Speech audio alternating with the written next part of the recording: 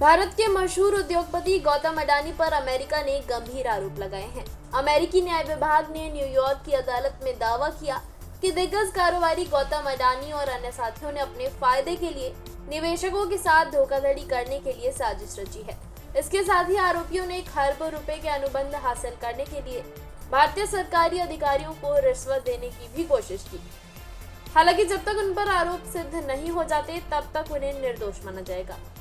America की तरफ से लगाए गए रिश्वतखोरी के आरोप पर फिलहाल अडानी ने कोई याचिका दायर नहीं की है, क्योंकि वो अमेरिकी अदालत में अभी तक पेश नहीं हुए हैं। अगर उन्हें प्रत्यार्पित किया जाता है या वो सरेंडर करते हैं तो उनके वकील याचिका को चुनौती दे सकते हैं।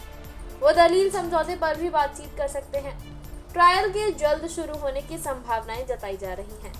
अडानी के साथ सह प्रतिवादियों के लिए सबूतों की चुनौती और अलग अलग ट्रायल से मामले की देरी हो सकती है। भारतीय मूल के अमेरिकी वकील रवि बन्ना ने कहा, अमेरिकी अटॉर्नी ब्रियन पीस के अडानी और 7 अन्य आरोपियों के खिलाफ गिरफ्तारी वारंट जारी करने का अधिकार है। इसका मतलब है कि अगर ये आरोपी अमेरिका से बाहर किसी दूसरे देश में रहते हैं तो उस देश को भी अमेरिकी कानून के मुताबिक इन्हें अमेरिका को सौंपना होगा, बशर्ते उस देश के साथ प्रत्यर्पण संधि हो। अमेरिकी अभियोजकों का आरोप है कि 2020 और 2024 के बीच अडानी कंपनी और उसकी सहायक कंपनियों ने अंतर्राष्ट्रीय वित्तीय संस्थानों और अमेरिका स्थित परिसंपत्ति प्रबंधन कंपनियों से $200 करोड़ से अधिक बैंक ऋण जुटाया। Deputy assistant attorney general Lisa Miller ने कहा कि अडानी और उनके सहयोगियों ने अमेरिकी निवेशकों की कीमत पर भ्रष्टाचार और धोखाधड़ी के जरिए बड़े पैमाने पर राज्य ऊर्जा आपूर्ति अनुबंध हासिल करने और वित्त पोषित करने की साजिश रची।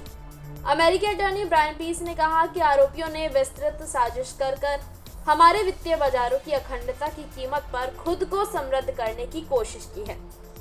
भारत के दूसरे सबसे अमीर शख्स गौतम अडानी सहित 7 लोगों पर अमेरिका के न्याय विभाग ने आरोप लगाया है कि उन्होंने आंध्र प्रदेश और ओडिशा सरकार के अधिकारियों को महंगी और ऊर्जा खरीदने के लिए रिश्वत दी। इससे अडानी समूह को अगले 20 वर्षों में $2 अरब से ज्यादा का मुनाफा हो सकता था। हालांकि अडानी समूह ने इन आरोपों को खारिज किया है और कहा है कि अमेरिकी अभियोजकों के आरोप बेबुनियाद हैं और समूह भी सभी कानूनों का पालन करता है। अमेरिकी अधिकारियों ने कथित साजिश के संबंध में कनाडाई पेंशन फंड मैनेजर CDPQ के 3 पूर्व कर्मचारियों साइरल कैबेनेस, सौरभ अग्रवाल और दीपक गुप्ता पर भी आरोप लगाए हैं। इसमें कहा गया है कि उन्होंने ईमेल नष्ट करके और अमेरिकी सरकार को गलत जानकारी देने के लिए राजी होकर रिश्वत के मामले की जांच में बाधा पहुंचाई है। बुनियादी ढांचा परियोजनाओं में निवेश करने वाले CDPQ अडानी की कंपनियों में शेयर धारक हैं।